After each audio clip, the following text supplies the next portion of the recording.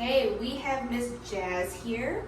We are working on her wait command and her progression of her loose leash walking. So how I start off my walking with my dog is it always starts in the home, not outside. It starts going through thresholds of doorways, and that's where the wait command comes in. So what wait is essentially, I just want my dog to hang back and not rush through the doorway. So that's setting the tone of our walk. I want her to know that I want you walking in a calm state of mind. I don't want you crazy running through the doorway. I want calm. I want you hanging out so then we can loose leash walk our way outside and have a lovely walk. So what I do here is I'm going to put myself between dog and door. And my goal here is to teach Jazz that just because I open this door like this does not mean you get to immediately go out. So we're teaching her not to rush the door. So here, good girl, she laid down. I'm gonna reward her for that. And what I'm gonna do is use my body language and push her back if she tries to rush the door. So I'm gonna open the door again. Good girl. I'll just kind of walk into her a little bit, like this. Yes, good girl, very good. Because again, I didn't call you through. I just want you to hang back. Good job. Now, we're going to do this again, but I'm going to tell her to wait this time. We're going to introduce the wait command. Good girl. So I'll use my hand. Wait.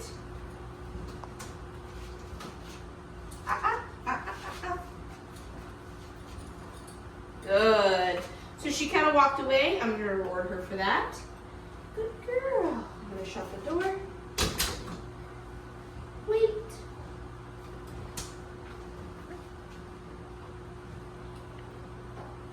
Yes, good wait. Okay. We'll walk through. Good girl. Good job.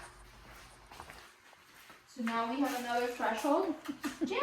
Yes, good girl. I know the toy's distracting. I don't blame you. So now we have another threshold. We're going to go outside. So I have no idea. There could be a dog out here. I have no idea. So that's another important thing is to have your dog wait and not rush through the door because you have no idea what you're walking into. A great example is doing this at the vet's office too. It's always great to do that. So I'm going to go ahead and get Jazz's attention. Jazz. Yes, good girl. Wait. Yes, good girl. Okay, with me. Go crawl her through. Get her in that calm state of mind as we walk out here. Now we're outside. Now we're gonna go for our walk. Now I'm gonna be a little more strict with Jazz on for this loose leash walking. So like as progression, she's still a puppy. You still want to be engaging, but now it's like I'm really gonna be strict on where I want you, and I want you in this bubble. Yes, good girl.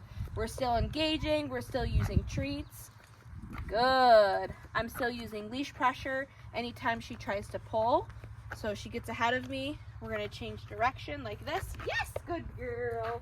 And then I want her back into this bubble. Good girl. Very good. And I love using the treats, kind of working into like a natural heel. So she's getting a little bit of the treat while she's walking here.